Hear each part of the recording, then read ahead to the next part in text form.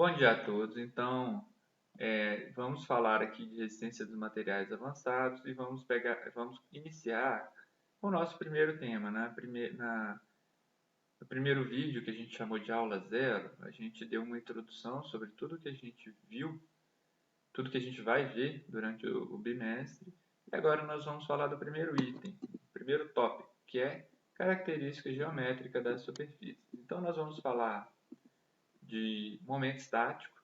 A definição de momento estático é que um corpo pode ser considerado como compostos por pequenos segmentos e o centro de gravidade pode ser definido como um único ponto ao redor de qual todas as superfícies, todas as partículas estão distribuídas.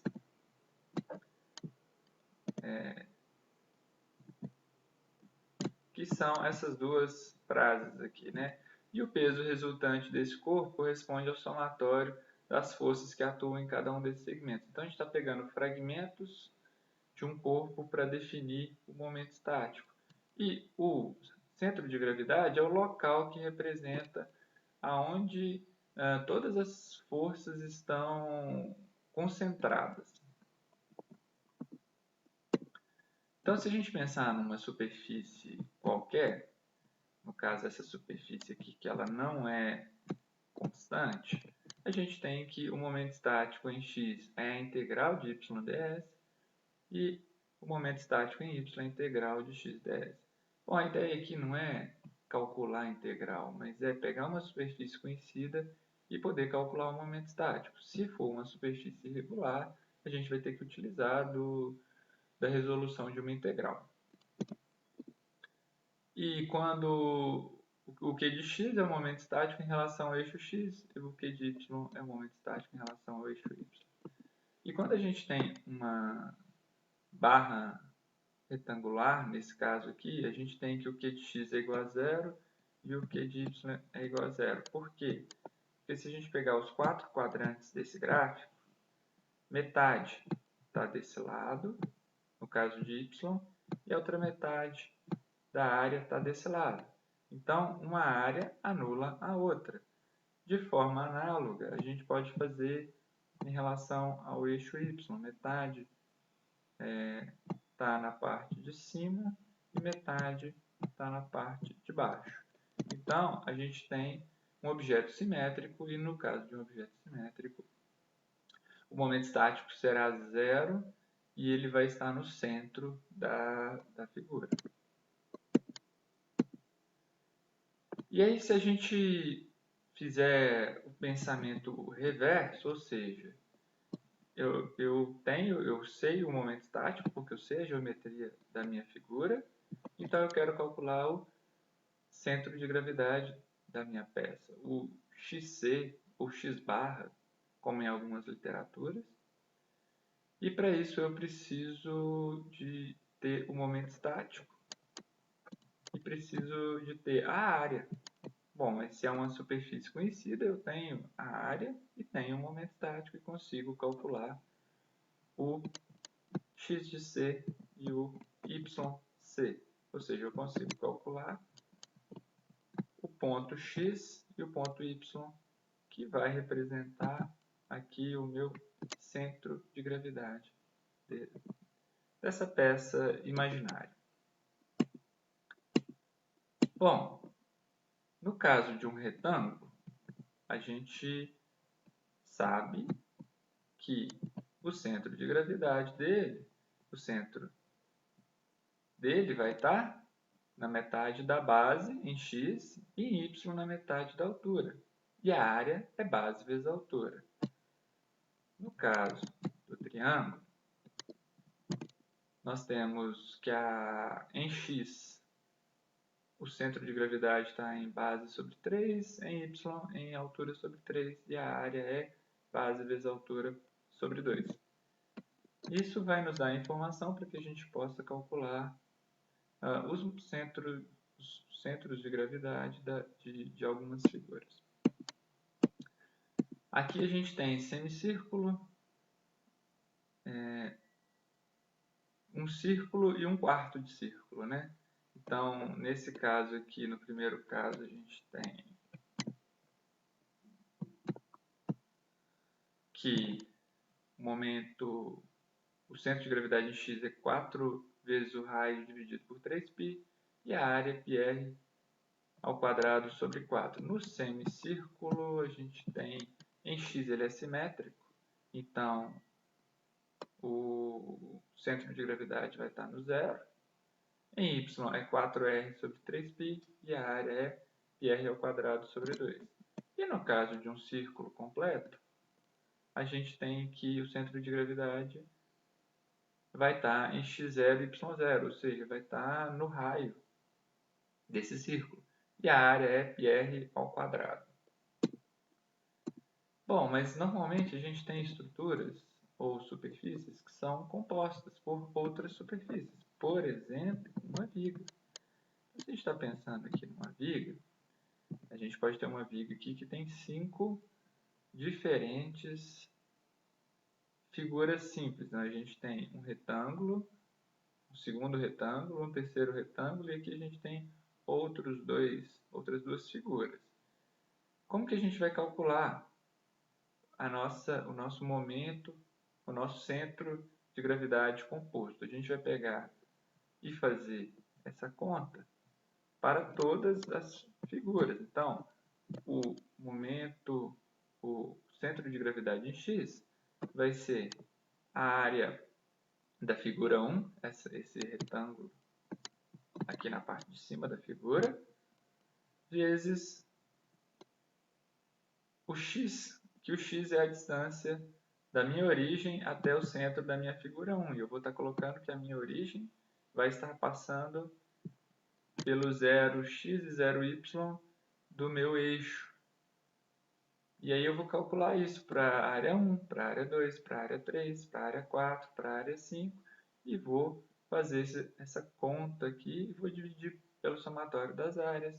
Então eu vou ter o centro de gravidade em x, vou fazer o mesmo cálculo e vou ter o centro de gravidade em y. Bom, para facilitar essa conta, para que não fique algo muito complexo ou muito bagunçado, eu resolver em steps, em passo a passo. Então, o primeiro passo, eu adoto um sistema de coordenadas que tangenciem a figura no primeiro quadrante. Então, no último exemplo aqui, o meu primeiro quadrante, ele inicia nesse ponto aqui, que tangencia a figura 1 e tangencia a figura 3. Então, eu vou ter um eixo que vai estar começando neste ponto. Okay? Então, aqui vai ser o meu x0 e o meu y0. Beleza? No segundo ponto, nós vamos dividir aquela figura em 5 figuras.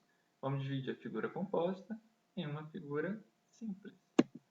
Terceiro ponto, nós vamos anotar os valores de x, y e de y dos centróides das figuras simples em relação ao nosso sistema. O que esse terceiro ponto quer dizer? Então, a gente tinha escolhido um gráfico XY nesse ponto. Então, qual é a distância do meu x0, y0 até o meu centro C1? Vai ser o meu x1. A distância de x0 até o meu ponto x2, meu ponto do centroide da figura 2, vai ser o meu x2.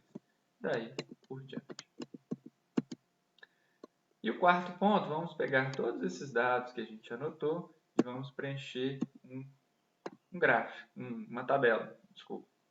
Então, nessa tabela aqui, eu vou ter a área da figura 1, a área da figura 2, a área da figura 3, figura 4 e assim por diante. Quantas áreas a gente tiver. Qual é o valor da distância do meu eixo, do centroide da minha figura simples até a minha posição que eu ordenei como 0, que vai estar tangenciando, vai ser o xi. Qual é a distância da minha base até o meu ponto y. E depois a gente vai multiplicar a vezes x e vamos ter a coluna 5. vamos multiplicar A vezes Y e vamos ter AY. Posteriormente a isso, vamos somar todos os AX, todos os AY e somar todas as áreas. E, por fim, calcular o centroide composto. O centroide composto em x vai ser o somatório de AX, que é o nosso momento estático, dividido pelo somatório da área. Em y é somatório AY dividido pelo somatório da área, calculamos o centroide composto em y da figura que a gente esteja estudando. Ok? E aqui é a fórmula novamente que foi apresentada no último slide. Podemos fazer essa conta utilizando esse formato, ou seja, coloco a área 1, coloco o x1 e vou somando, ou faço em formato de tabela. O formato da tabela ele faz com que as informações estejam concentradas e fique mais fácil de fazer todo o cálculo. Mas quem quiser fazer diretamente como uma fórmula, pode fazer a fórmula. E por fim, vou deixar aqui alguns exercícios para vocês fazerem. Então, nesse primeiro exercício, temos duas figuras simples, um retângulo com dois furos, e aí quando a gente tiver o furo, a gente vai falar que a nossa área é negativa. E eu quero que vocês calculem para mim qual é o centroide em x e qual é o centroide em y da figura composta para a letra A e para a letra B. E daqui a alguns dias eu vou enviar um vídeo com a resposta e com a resolução explicando passo a passo como resolver esses exercícios. Na segunda questão, a gente tem uma viga que tem... Opa, desculpem. Então, a gente tem uma viga que tem essa dimensão. E, novamente, eu quero que vocês calculem para mim x barra e y barra, ou xc, yc, que é o centroide composto em x e y. E, por fim, uma figura um pouquinho diferente. Então, a gente tem aqui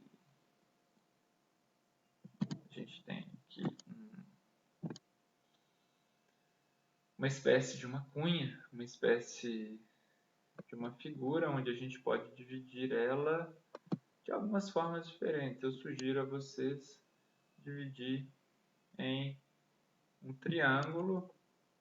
Aqui eu tenho um segundo triângulo.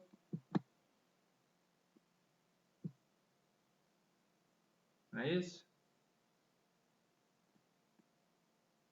E por fora eu tenho um quadrado maior, um quadrado, deixa eu tentar desenhar para vocês aqui, um quadrado de 80 por 54.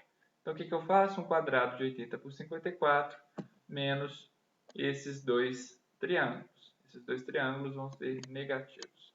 Bom, daqui a alguns dias eu vou postar esses exercícios resolvidos, mas tentem, quebrem a cabeça, tentem fazer esses exercícios. Bom, pessoal, é isso tudo. Muito obrigado pela atenção.